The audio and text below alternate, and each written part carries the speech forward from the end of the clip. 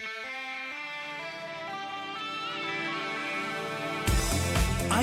Radio 106.2 FM. IDC Radio in collaboration with Kol Israel.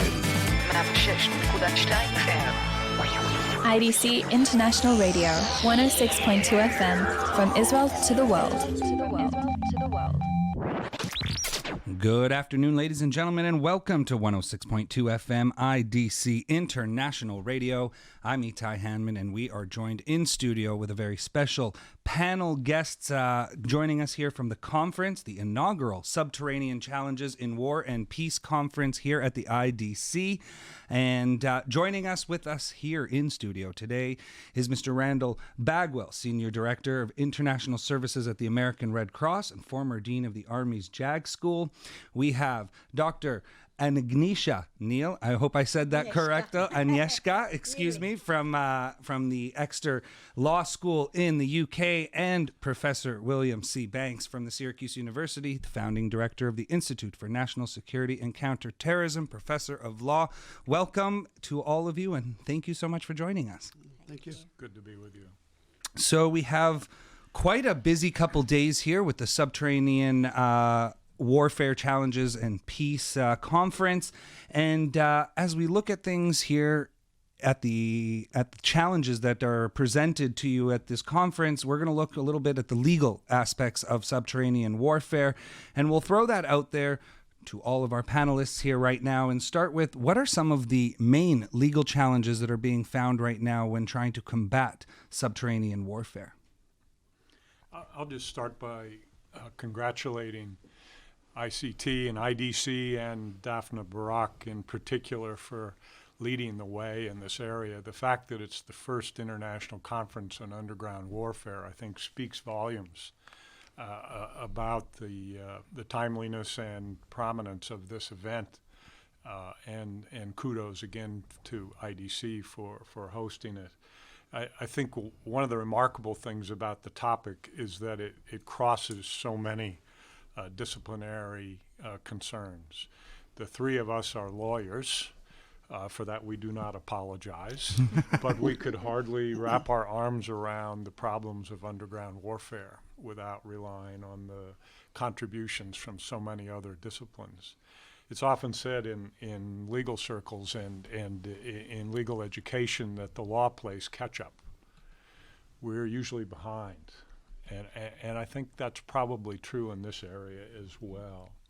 We're trying to figure out how to provide a legal regimen for problems of underground warfare, and we're using approaches and doctrines that we've adapted from other areas. So it's absolutely fascinating to get a bigger picture of various aspects of subterranean warfare for myself as a lawyer, because I think only then you can understand really the environment, the challenges, operational challenges to a certain extent, but then exactly as William said, to be able to provide an interpretation or understanding of the law to the best of abilities. There are some principles and fundamentals of the law, but there could be fuzzy edges around the law that I hope at this conference we'll be able to perhaps shed a little bit of light to. Yeah, and I would just add to that, as we think about civilians, we usually think of them on the battlefield, and we like to think they go away. Where they typically go when they can't flee is underground, into basements and other underground places to seek protection. So we have to think about the impact on them as we try to deal with this underground threat. To destroy an underground target might well impact civilians adversely, both destruction of their property above ground, but also there may be civilians in that space. And that's an actually very interesting point that I've done several podcasts on subterranean warfare in the past, and we've been looking at it, and it's something we haven't really touched on is the fact that civilians could be hiding in some of these tunnels as well. What challenge does that play to the military when trying to come up with tactical scenarios and tactical solutions to the problem of the tunnels, having said that, knowing there are civilians inside? I think they're looking to me because I may be the only one here that is a retired military officer. I think it creates, when we look at the principal distinction in international humanitarian law, and you have an obligation when you target something to distinguish between the military objective and civilians, and it's going to blur the lines. We really haven't advanced technology enough to know who's there. And so when you know that there are people, say, in a subway station or in a basement, and you know some are fighters, but you don't know all of them. You don't know the status. I think that leaves commanders with a very difficult choice on how to apply the law. I can echo that exactly. I think when it comes to urban environment together with the subterranean context, we have to almost presume there will be some element of civilian presence, whether around or nearby vicinity of the tunnels or within the tunnels. I think it's absolutely vital that the military is able, to the extent possible, to determine the exact nature of that presence. This is essential for correct application of the law. It's also, I think, useful to imagine that technology would enable military or others to be able to see quite literally inside a structure or underground, and that time may not be so far into the future. But even if we're able to see the identities or see that there are people and how many they are, in a time of asymmetric warfare, we can't be certain that the fighters will be wearing uniforms or otherwise identify themselves in a way that would allow us to distinguish as the law requires us to. So all of you mentioned something very interesting, is distinguish. The word distinguish, needing to distinguish between military or combatant vis-a-vis civilians. And if we take the scenario out, if we take the civilians out of the scenario in the sense of not hiding in the actual tunnels right now, we know, for example, that those tunnels are being used by enemy combatants. Now the question comes in, how do we target them? Knowing that specifically these types of tunnels could cross underneath hospitals, underneath of schools, as mentioned earlier, underneath civilian homes as well. We have evidence that I've been able to see at times, and it's on YouTube to go see as well. The IDF has found entrances to tunnels that lead to hospitals inside Gaza as well, being used as command and control centers in the bottom of basements of these types of hospitals. So knowing that international law mandates that we must distinguish between civilian and military objectives, how does one classify a tunnel that is of a military objective, both necessity offensively and defensively, but you look at the enemy using it, obviously offensive capabilities, but it runs underneath a hospital, and you run the risk of a hospital collapsing or portions of a hospital collapsing or a school. Is there a way to distinguish that specific tunnel as a target, or does that now you have to take the whole picture into encompass the entire picture in your thinking and say, well, it runs underneath a hospital, so that might not be able to hit that portion of a tunnel? Or how does the law look at that specifically? Yeah, I'll jump in. It sounds like you're outlining a law class pretty well, because one of the other principles, one of the other principles that we would talk about is the principle of proportionality, and that takes into account what is going to be the loss to civilian in life and property, and it balances that to see if it's excessive in light of the concrete indirect military advantage that you believe you'll get out of the attack. So to look at that, that's how they're going to do it. That's the piece of it. And then the other piece of that is, and how do you know if something's a target? So some things are very easy, and we're lucky that we have a pretty good definition of how to do that. We look at the nature, location, purpose, or use. So with the nature, that's pretty easy. So like a military tank or just a military bunker off by itself, by its very nature is a target. But when you get into things that are being normally civilian but are being used by the military at the time, then you have to look at it as a use target. And generally, those are what we call dual use targets, which means they have a military use and a civilian use. And you have to take that into account when you look at commanders are going to order attack as far as proportionality. So I'll let one of my other law professors so do it. part of the calculus then in that set of considerations is timing. Targets are dynamic. So a particular place may be a target at 10 a.m. and not at 2. And the law would recognize the temporal difference, so you need to act when the conditions are appropriate for acting. And the establishing the legal status of the object in the current time with the best intelligence you can get your hands on will be absolutely vital, both for military objective, the assessment, and also proportionality. But there is wider aspects of that as well, because what we're seeing on the ground is not just dual use, but sometimes, and that's the development, especially in urban besieged areas, is where especially protected objects such as hospitals go underground, and they tend to be used primary for civilian use, but sometimes they are taken over by militants as well, and that causes that requires very much reliable and updated intelligence, because your risk of striking a especially protected object versus just a civilian object, it's higher, with the higher responsibility. Oh, it's very interesting, and how the difference between time. At 10 a.m. it's a target. At 2 p.m. it may not be a target anymore. And the debate that must go on in the actual war rooms where the decision makers are sitting, time is of the essence in these types of scenarios. And looking at that, what if there is a simultaneous debate really happening where it is so 50-50? How much time do decision makers have to make? Does the law look at that and say, well, they only had 30 seconds to make a decision. This decision might have been better taken if you had 5, 10, 20 minutes, an hour to think about it. Does the law take that into consideration when things are so dynamic on the ground? Yeah, certainly it does.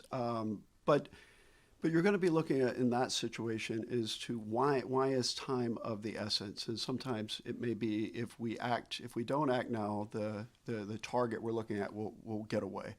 I think the law may be less forgiving about that than if you looked at it and said, if we don't act now, lives will be lost, because it's supporting an attack of our people, or our people in a defensive position. And so if we don't act now, it's sort of a self-defense type situation. So I think it's always taken into account, but they would look more, depending upon really the urgency of the circumstances, as it relates more to both the high value of a target that might be getting away, but also whether you're going to lose lives. There are always emergency exceptions to a rule. Conditions create the emergency, and law has to reasonably react to the existence of those conditions, and that's always been the case. We're here in Israel, so it's a very interesting time, specifically when it comes to tunnels and the enemies that Israel faces on its borders. And that's where I wanted to get to, was specifically borders. We know that in the international law arena that sovereignty is something sacred, and violating someone's sovereignty can lead to war, to armed conflict.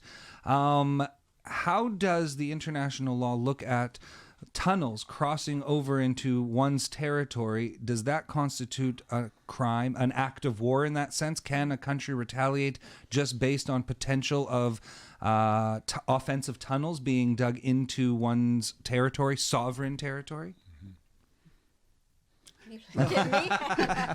So, I'm a lawyer, so the answer is it depends.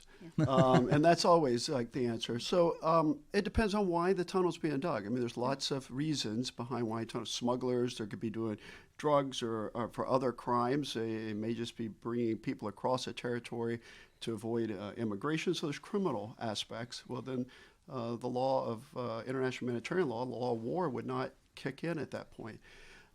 If it was being dug to facilitate an attack on the territory, I mean, obviously, once they cross underneath, it's basically the equivalent of crossing above ground, and so you could deal with it according to the law just like you would if it was an above ground attack. I do think that you could take into account when you're looking at that it likely wasn't just somebody accidentally straying across your border by digging under it. So I think the law has, you recognize that there's a bit more of an intent there, but it's not that different than somebody underground. And when you do have cross-border incursions, especially by the military or by an armed group for reasons that would trigger the law of armed conflict, then I think that allows it to be dealt with in that way. It's true, and in addition,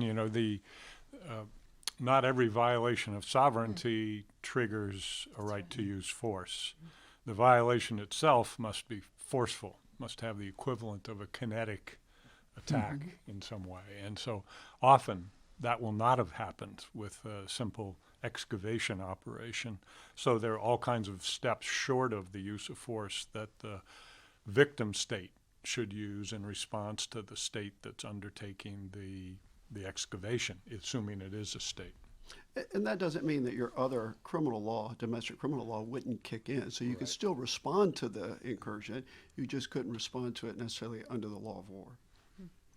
I mean, cross-border incursions, not necessarily, as we said, indicate that we are in armed conflict, whether with a neighboring state, for that matter, or organized armed group acting from the territory of another state. That could be two different situations, legally speaking. And if we're talking about engaging with organized armed group, there has to be some sort of use of force of certain intensity. There has to be some legal, we have conditions for ascertaining that we actually are in existing armed conflict with an adversary of a certain type or with certain capabilities. So there are ways in which we can look at these situations. Not every situation will fall into under the state of war or act of war. So I'm going to pose what I think might be a difficult legal question to the three of you then. And if we use a scenario of Hezbollah to the north of Israel on the Lebanese border, we've known already, we have seen Operation Northern Shield take place where Israel destroyed multiple tunnels that were dug into Israel. They did not cross into Lebanon. They stayed on the Israeli side, destroyed the tunnels from there. Having said that, knowing that Hezbollah is a non-state actor, a terrorist group that operates out of Lebanon, they're a very hybrid organization in that sense that they also sit within the government of Lebanon. If Israel were to respond kinetically to violation of sovereignty in that sense, is the address Lebanon or is the address Hezbollah in that sense? You start back with a principle that Randy mentioned earlier, the principle of distinction. And if you can identify the source of the attack, the legal responsibility is to respond to the attackers. So if you want to call the address Hezbollah, you certainly may, but as we all know, it's very, very difficult to distinguish Hezbollah from others in the nation. So it's a legal challenge every time, but that's the starting point. So for me, slightly different but very interesting aspect of cross-border engagements like that is the fact whether the commanders and to which extent, not whether really, but to which extent do we need to consider risk to your own population on your own territory. Short term, with actual physical effect on your own, so of damaging the tunnels, but also long-term possibility of retaliation, higher engagement from the enemy, and so on and so forth. And I'm looking forward to hearing more during the conference from others. What do they think on that aspect of cross-border engagement? Yeah, I don't know that I have a whole lot to add. I think you have to look at the totality of the history, what's going on. Was this because often we look at any incident, not taking it out of this context, but just putting it into international humanitarian law. What is this a one-time? Is this a series? Does it show intent? Can you look at a government action behind it? And if not, has that government been willing or are they unable to deal with the issue that's going on? And that's the whole history of that is necessary in the law before you would react in the sense of saying it's an armed conflict. Because by taking actions across the border, whatever border, you're by definition violating someone else's sovereignty. Before we let you guys go, because we are up against the clock and want to make sure you guys get back to the conference in time for all the rest of the speakers, I'd like to pose this to each one of you individually. Is there some way that the law could play catch up to help combat the subterranean warfare? Is there something missing right now in international law that, in your opinion, can help in combating this scenario? I've posed this question to Dr. Randall Bagwell in the past, and she has outright stated that she believes international law has the capacity to deal with this issue. But I feel with three more experts here, I have to pose this question once again. Mm-hmm. Well, one possibility is to look at an agreement among states to deal with underground warfare in the same way that there have been agreements to deal with landmines or with space weapons or with nuclear weapons and agreements about terrorism. The agreements are not always efficacious, they're not always enforced, and they're not always followed. But agreements are a way to bring the parties who are responsible for using the means of war to a negotiating table. That's always a step forward. So as far as I'm concerned, I'm with Daphne on that. But I do think there are a number of challenges and things that the issues within the law that because of the specific context of subterranean warfare, we need to be more clear about, and that's the challenge. So one of the things I really like about international humanitarian law is if you look at the core principles, you can almost analyze any question that comes up. I do think, though, when we look at specifics, that there is some room. What I would look at, there is Article 54 of the Additional Protocol to the Geneva Conventions. It has a promising title that doesn't deliver much. The promising title is Protections of Objects that are Vital to the Survival of the Civilian Population. Sounds great, but basically when you read it, it means that you can't deliberately starve them by destroying their food and water. I think there's some room for the law to look at now, especially in urban warfare. Are there other things that are vital to the survival of the civilian population? And that maybe we have to have a bit of an expansion, either by definition, update of the article, or by interpretation of the article. Excellent, and I wanted to thank all three of my distinguished panelists here today at IDC Radio Studios. Thank you so much for taking the time and being a part of the panel here on legal perspectives on subterranean warfare. Hope you enjoy the rest of the conference on subterranean challenges in war and peace. And before we let you guys go, if there's anything you'd like to say about your personal research, or if there's anything you're looking forward to specifically from this conference, I'd love to give you the opportunity. Well, I specialize in the issue of targeting objects. So I've been looking at the legal targets of in warfare, but I'm now moving to the protection of objects as well. And so for me, fascinating part, and I'm hoping there will be some discussion about it, is about specially protected objects in underground facilities and how do we deal with them, because I think it raises all the operational challenges. Much of my international law work in recent years is focused on problems of cyber warfare. And I'm interested to learn here about the possible parallels between underground warfare and cyber warfare. I think there are some. Very interesting. Yeah, and mine has been recently on urban warfare, especially if we start looking at potentially fighting in what we call megacities, cities with populations of over 10 million. What would that look like besides a complete disaster? How can we look to both the law, tactics, means and methods of warfare to limit that impact? Well, thank you very much to all three of you, Professor William Banks, Mr. Randall Bagwell, and Dr. Agnieszka Jachec-Neale. Thank you so much for taking the time to be here with us. We hope you enjoyed the rest of the conference.